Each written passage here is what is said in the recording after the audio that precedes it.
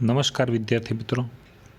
ધોરણ 12 એકાઉન્ટ વિષયમાં આવનારી માર્ચ 2021ની જે બોર્ડની પરીક્ષા છે એમાં સેક્શન વાઇઝ દાખલા ગણવા હોય અને અમુક વિદ્યાર્થીઓને એવો પ્રશ્ન હતો કે કોઈ ચેપ્ટર ઓપ્શનમાં કાઢવા હોય તો એ કયા ચેપ્ટરો અને કઈ રીતે ઓપ્શનમાં નીકળી શકે, તો એની માહિતી આપણે થોડી અહીંયા જોઈએ.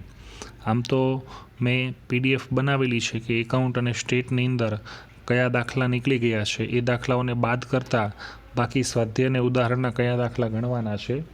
પણ અહીંયા જે વિડીયો લેક્ચર જે રજૂ કરું છું એની અંદર બધા જ દાખલાઓ મેં નથી લીધા.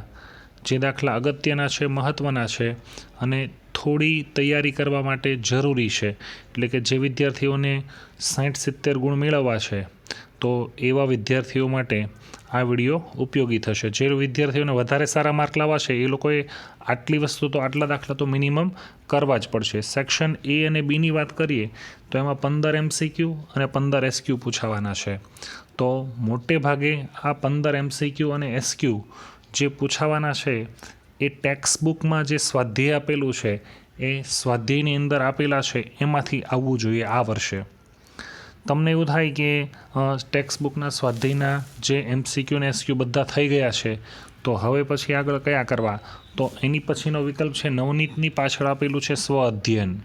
આ સ્વ અધ્યયનના MCQ અને SQ કરી નાખવા. 30 માર્કનો એનો ગુણભાર છે એટલે એને અવગણવું નહીં.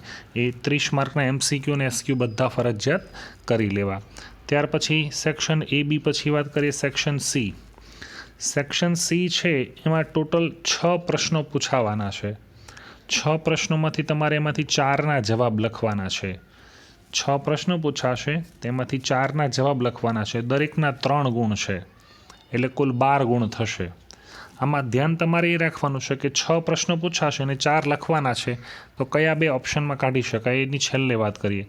તો જે 6 પ્રશ્નો પૂછાવાના છે એ કયા કયા પ્રકરણમાંથી પૂછાવાના છે એ જોઈએ. સૌથી પહેલાં ભાગ 1 પ્રકરણ 1 એટલે કે ભાગીદારીના હિસાબો.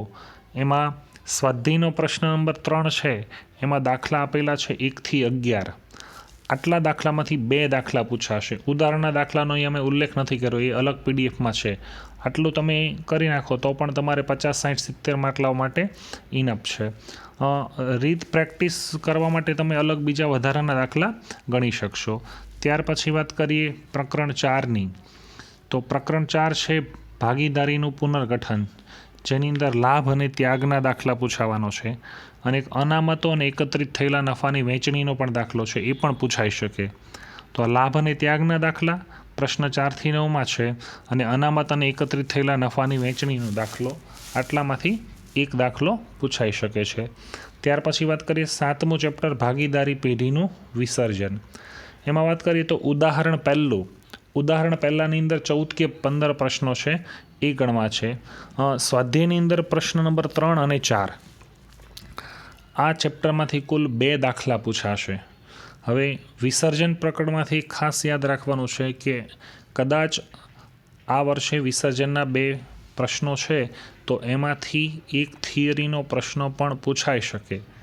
તો થિયરીનો 3 ગુણનો પ્રશ્ન પૂછાય તો એની માટે કયા પ્રશ્નો પર તૈયાર કરવાના છે. થિયરી લગભગ આ વર્ષે આ એક જ ચેપ્ટરમાંથી આવશે. એમાં થિયરીનો પહેલો પ્રશ્ન છે એ કરવાનો માલ મિલકત નિકાલ ખાતાની ટૂંક નોંધ. બીજો પ્રશ્ન છે ભાગીદારી અને ભાગીદારી પેઢી આ બંનેનું વિસર્જન, એટલે કે ભાગીદારીનું વિસર્જન, ભાગીદારી પેઢીનું વિસર્જન. ત્યાર પછી વાત કરીએ વિસર્જનની રીતો કે પદ્ધતિઓ, એટલે કે અદાલતના હસ્તક્ષેપ સિવાય અને અદાલતના હસ્તક્ષેપથી. આ 3 પ્રશ્નો થયા. ત્યાર પછી આ ચેપ્ટરમાં ખોટ માંડી વાળવા અંગેની જોગવાઈઓ અથવા તો વિસર્જનની સામાન્ય વિધિ કે પ્રક્રિયા એ SQની અંદર પણ પૂછાઈ શકે છે. તો થિયરી માટે મહત્ત્વનું ચેપ્ટર છે. થિયરી આ ચેપ્ટરની ખાસ તમારે કરવી. ત્યાર પછી વાત કરીએ ભાગ 2ની. ભાગ 2 પ્રકરણ 2 ડિબેન્ચરના હિસાબો. એમાં દાખલા નંબર આપેલા છે 2, 4, 5, 6, 15, 16, 17 અને 18. આટલામાંથી એક દાખલો પૂછાશે. તો આ આખું આવી ગયું સેક્શન C. સેક્શન Cમાં 4 પ્રશ્નો તમારે ગણવાના છે. કુલ બોર્ડની પરીક્ષામાં પૂછાશે 6. જો તમે ભાગ 1 સંપૂર્ણ કરી નાખો, એટલે ભાગ 1નું પ્રકરણ 1, 4 અને 7મું તો પહેલામાંથી 2 દાખલા, ચોથામાંથી 1 દાખલો, સાતમામાંથી 2 દાખલા, 2 ને 1 3 ને 2 5, એટલે તમારા 5 દાખલા કમ્પ્લીટ થઈ જશે. તો તમે ભાગ 2નું બીજું પ્રકરણ ડિબેન્ચરના હિસાબો ઓપ્શનમાં કાઢી શકશો. પણ ઓપ્શનમાં કાઢવા માટે તમારે ખાસ એ ધ્યાનમાં રાખવું પડશે કે ભાગ 1નું પહેલું, ચોથું અને સાતમું આ ત્રણે પ્રકરણ સંપૂર્ણ અને વ્યવસ્થિત કરી લેવા. અને ભાગ 2 તમે ઓપ્શનમાં કાઢશો તો બદલામાં તમારે એના MCQ ને SQ તો કરવાના છે. તમે દાખલા જે છે એ ઓપ્શનમાં કાઢી શકશો. આ વાત થઈ સેક્શન Cની. ત્યાર પછી વાત કરીએ સેક્શન D. સેક્શન Dની અંદર કુલ 5 પ્રશ્નો પૂછાવાના છે, જેમાંથી તમારે 3 લખવાના છે. 5 પૂછાશે, 3 લખવાના છે. દરેકનો 4 ગુણ છે, એટલે આના પણ થશે 12 ગુણ. C પણ 12 ગુણનો પૂછાવાનો છે, D પણ 12 ગુણનો પૂછાવાનો છે. કયા કયા પ્રકરણો છે?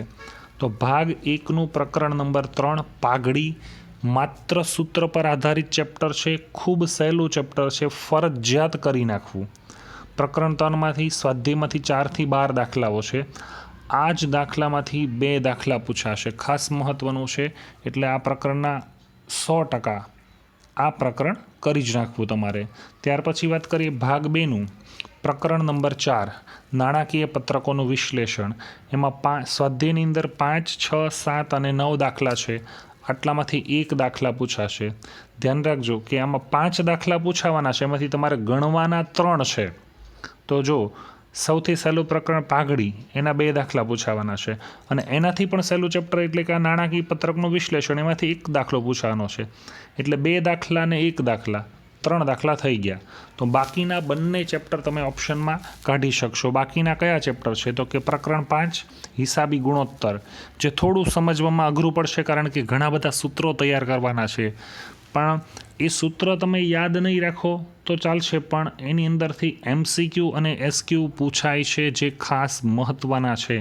એટલે આ પ્રકરણનો તમારે અભ્યાસ તો કરવો પડશે. દાખલા તમે ઓપ્શનમાં કાઢી શકશો, ગણતરી ઓપ્શનમાં કાઢી શકશો, પણ એના MCQ અને SQ તમારે ખાસ વાંચવાના છે. એનો ગુણભાર વધારે છે.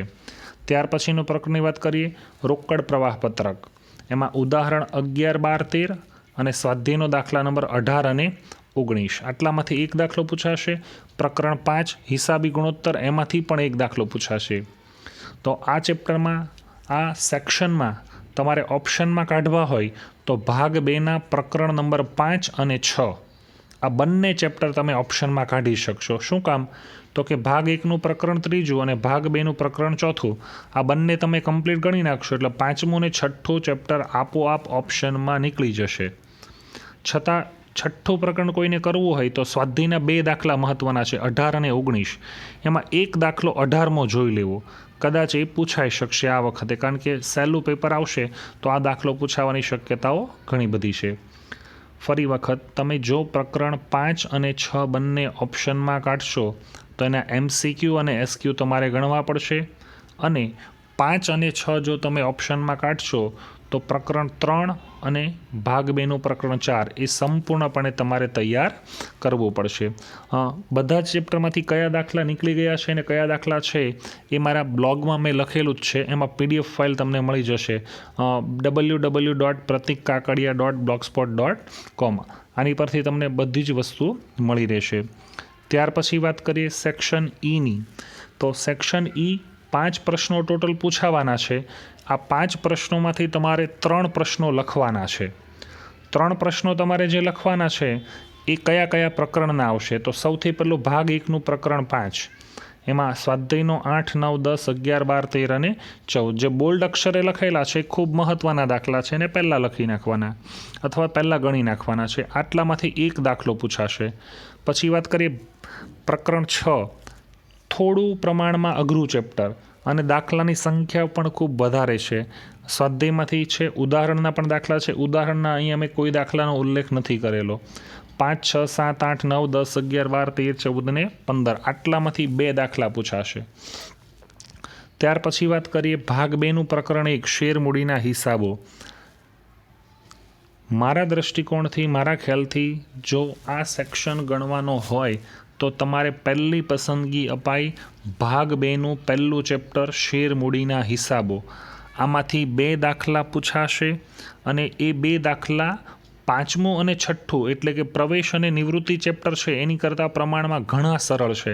એની 50% મહેનતમાં આ દાખલા પૂછાઈ જશે, આવડી જશે.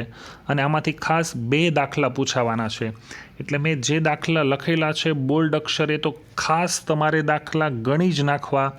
એમાંથી જ દાખલા આવશે. ઉદાહરણ નંબર 10, 11, 12, સ્વાધ્યાયનો 12, 13, 14, 15, 16, 17 અને 18.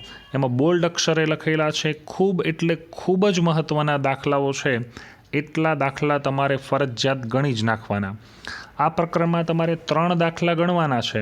એમાંથી 2 દાખલા તો તમે ગણશો શેરમૂડીના, તો બાકી બચે છે 1 દાખલો. એ 1 દાખલો મારા ખ્યાલથી તમારે પસંદગી કરાય પ્રકરણ નંબર 5 પ્રવેશની. ઓછા દાખલા છે અને થોડી વધારે મહેનતથી આવડી જશે. એટલે મારા ખ્યાલથી નિવૃત્તિ ચેપ્ટરમાં ભલે 2 દાખલા પૂછાવાના છે, પણ એ ચેપ્ટર તમારે ઓપ્શનમાં કાઢવું હોય તો કાઢી શકાય, કારણ કે એ શીખવામાં ખાસો એવો સમય જાય એવો છે. આમ તો ખરેખર જોવા જઈએ તો કોઈ પ્રકરણ ઓપ્શનમાં કઢાય નહીં, પણ જો તમારે ઓછી તૈયારીમાં સારા માર્ક લાવવા છે અથવા તો વધારે તૈયારી થઈ શકે એમ નથી, તો આ પ્રકરણો બધા ઓપ્શનમાં કાઢવાની વાત આવે છે. તો શેરમૂડીના હિસાબો સંપૂર્ણ કરવા અને પ્રવેશમાં પણ જે બોલ્ડ અક્ષરે દાખલા કરેલા છે એ તો ગણી જ નાખવાના ફરજિયાત. એટલે આ રીતે થઈ શકશે. નિવૃત્તિ ચેપ્ટર્સ તમે સેક્શન ઈમાં ઓપ્શનમાં કાઢવું હોય તો કાઢી શકશો. ત્યાર પછી વાત કરીએ સેક્શન એફની. તો સેક્શન એફની અંદર જે 2 પ્રશ્ન પૂછાશે બંને ફરજિયાત છે. એટલે એમાં કોઈ વિકલ્પ પસંદગી આપવામાં આવતી નથી. 11 ગુણના 2 દાખલા છે એટલે 22 માર્ક છે. સેક્શન ઈ છે એ 8 ગુણનો છે એટલે 8 તેરી 24 માર્ક એના થશે. પ્રકરણની વાત કરીએ તો ભાગ 1નું પ્રકરણ પહેલું, એમાં ઉદાહરણ 1. આમ તો બધા જ ઉદાહરણ કરવાના છે, પણ મેં પહેલું ઉદાહરણ મૂકેલું છે, ખાસ મહત્ત્વનું છે એ ગણવાનું. સ્વાધ્યાયની અંદર દાખલા નંબર 8 થી 19 છે, તો એ 8 થી 19 કરવાના છે. જે બોલ્ડ અક્ષરે કરેલા દાખલા છે એ ખાસ મહત્ત્વના છે, એટલે સૌથી પહેલાં ગણી જ નાખવાના, એ આવડવા જ જોઈએ. સ્વાધ્યાયના પ્રશ્નની વાત કરીએ તો પ્રશ્ન નંબર 13, 18 અને 19 પ્રમાણમાં થોડા અઘરા છે, એટલે મારા ખ્યાલથી એને કરવાની કોઈ જરૂરિયાત નથી. હા, તમારે પૂરેપૂરા માર્ક્સ લાવવા છે તો કોઈ પણ વસ્તુ તમે ઓપ્શનમાં કાઢી શકશો નહીં, પણ 13, 18 અને 19 આ દાખલા પૂછાવાની શક્યતાઓ મને બિલકુલ નહિવત જેવી લાગે છે. એટલે તમને અવગણવા હોય તો તમે અવગણી શકશો, એ કાઢી શકશો.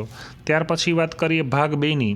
તો ભાગ 2ના પ્રકરણ નંબર 3માંથી કંપનીના વાર્ષિક હિસાબો છે. સરળ ચેપ્ટર છે, આવડી જાય એવું છે. માત્ર તમારે નફા નુકસાનનું પત્રક અને પાકો સરવૈયો આ 2 જ વસ્તુ તૈયાર કરવાની છે.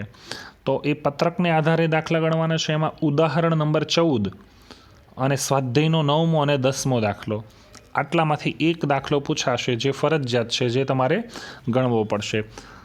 અહીંયા જે મેં દાખલાઓના ક્રમ મૂકેલા છે એ ખૂબ મર્યાદિત દાખલાઓ મૂકેલા છે કે જે લોકોને ઓછી મહેનતમાં સારા ગુણ લાવવા છે, તો એ લોકો માટે આ દાખલા ખૂબ અગત્યના સાબિત થશે.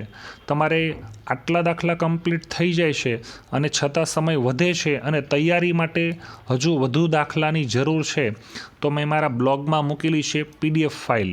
મારા બ્લોગનું એડ્રેસ છે www.pratikkakkadiya.blogspot.com. આની અંદરથી તમે સ્વાધ્યાય અને ઉદાહરણના કયા કયા મહત્ત્વના દાખલા છે અને કયા દાખલામાંથી ગણવાના છે એ દાખલા તમે જોઈ શકશો.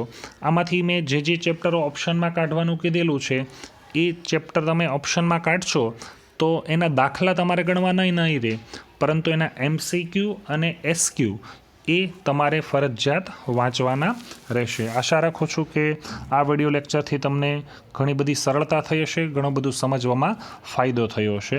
આભાર.